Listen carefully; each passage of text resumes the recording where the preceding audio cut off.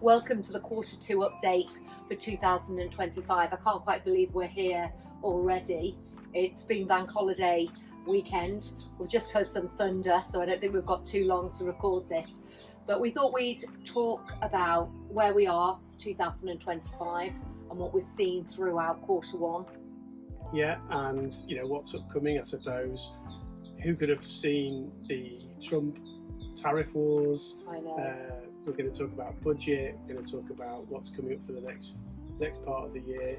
So there's plenty to cover, isn't there? It's not quite the year that we thought we might be going into. Keeps us guessing, doesn't it? It certainly does. So where are we? Yeah, well, I think I think we knew we were going to have a strong Q1. We came out quite unusually.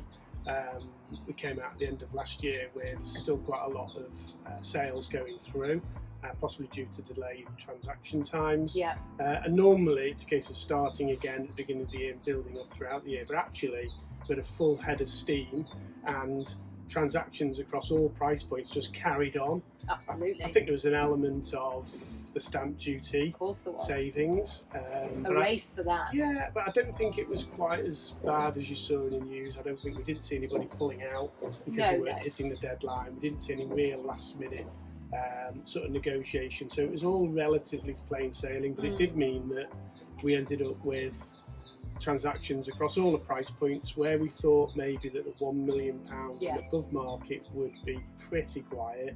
That's not proven to be the case. With quite significant deals way above £1 million and £2 million, and it means that we've ended up with the strongest quarter we've ever had as a business. And I think if you look across all agents, I think it's probably the strongest quarter most people have had since 2021. Exactly. It's exciting, isn't it? And let's hope it continues. And our current interest rates, of course, are 4.5. Prediction on that, we think that could be shaved a little bit lower in the next upcoming adjustment. Yeah, I think we were. May. I certainly was hoping. Let's take Trump outside for a second. I think we were hoping for maybe a couple of reductions. I think maybe the smart money's on one in May. That would be wonderful because it would keep some momentum going from what we've seen in Q1.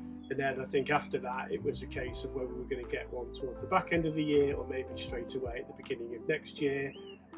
That may change based on obviously the last few weeks. Yeah. So let's hold on and see. Yeah. Fingers crossed for May. Fingers crossed for May. And the Trump trade tariff wars. Do you think they're making an impact already, or do you think that's likely to happen over the coming months? I think the property market in general, I think nobody likes uncertainty, do they? So I think there's certainly a lot of uncertainty with increasing costs. And I think, whether it's budgets, whether it's trade tariffs, that just leads to people lack of confidence in the market overall. I think there are some things. I think possibly if we look at what may happen with tariffs on things like steel and construction goods, I think that might impact building of new homes. Maybe that leads to more of a demand for resale homes versus new builds. Maybe that's a thing. Yeah. Again, we'll have that material issue. And the other thing, I think, and it'll probably take a bit of time to see if this is the case, we obviously had a lot of people moving into Cheshire and surrounding areas from international clients. Oh, lots. I think there's a phrase for it that can't come to mind, but there might be an exodus potentially of people from the US, or more people from the US who relocate to the UK. Well, we're absolutely seeing that on the ground, aren't we? Lots of people coming in from the US, lots of people still coming in from Australia, interestingly. Lots of expats back, as well as, of course, as people choosing smaller cities, and Chester does seem to be faring very, very well in terms of relocation. So that's all good. So lots of exciting news about properties coming onto the market. Yeah. So we have some interesting news. We do. What, our new office? Our new office. Okay. We got the keys for our new office on Friday. Yeah. In fact, they're still in the mail. We haven't actually got them yet. But So let's hope they arrive. We can't. I think we've mentioned it last time. I mean, this is obviously hot on the heels of us opening our office, or purchasing an existing business in North Wales. We got the keys for that business on the 14th of January. And yeah, hot on the heels are keys coming for an office on the Wirral, and yeah, I'm super excited. That's rapid expansion there. And we've been doing quite a lot over on the Wirral. And when we've been looking at the trends, not only is Chester trending in terms of volumes, but we're seeing an awful lot of homes transact just over on the Wirral. So we're hoping that this will be a catapult for us to do even more. But we've got some exciting new properties. Yeah, there is. And just on that is we often, if we get buyers who are searching for fantastic properties, their search area often includes the Wirral and Cheshire.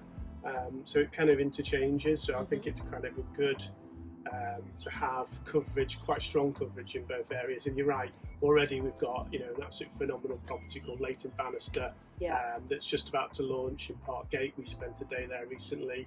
Our daughter fell in love with it. She wants to move there. So that's the kind of thing that maybe we've got something different on the Wirral that we haven't necessarily got to offer in Cheshire. So it's nice to offer that too. Very, very much. So let's talk a little bit about the tax changes and the spring statement. So big news there. Yeah, well, we talked about the sort of stamp duty. There are changes in sort of welfare cuts and things, which I've no doubt will certainly challenge people. And that will have a ripple effect throughout the market, won't it? I think it's too early to see just yet about some of that. What about the second council tax update? Yeah, I Do you think that's going to have an impact? I think it will. I think feedback so far where this has been implemented in other parts of the country is I think it rarely gets people to sell their second homes. I think they just effectively suck up the running costs.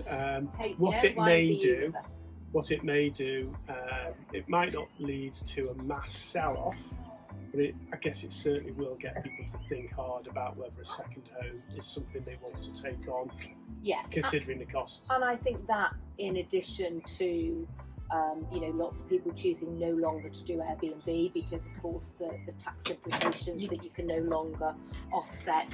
Oops. Got your glasses. You can no longer offset your mortgage interest. Yeah. It just might make people think twice about making decisions about second home. But I agree with you. I don't think it's going to make people change their life dramatically because often second homes, they might be for retirement, they might be for benefit of the family. I don't think that it's reason enough to make a big change there. It started to rain now, so we're probably going to wrap up in a minute. Wanted a quick mention of for the landlords who may be listening, Renters' Rights Bill, which is still working its way through. That will hit at some point, probably this year, maybe early next. We understand the impact quite well. We're having a webinar or seminar quite shortly, aren't we? Yes. We're sending out middle of the year, absolutely. But as we know more definitive news on the renters' rights, we'll of course let you know. And I think it's just the final note's got to be about the opportunity at the moment. If you are interested in selling your home or you do want a copy of our Q2 update, please do reach out to us. We'd be delighted to help you. We better run for just cover in now. time for the Thanks so much for watching.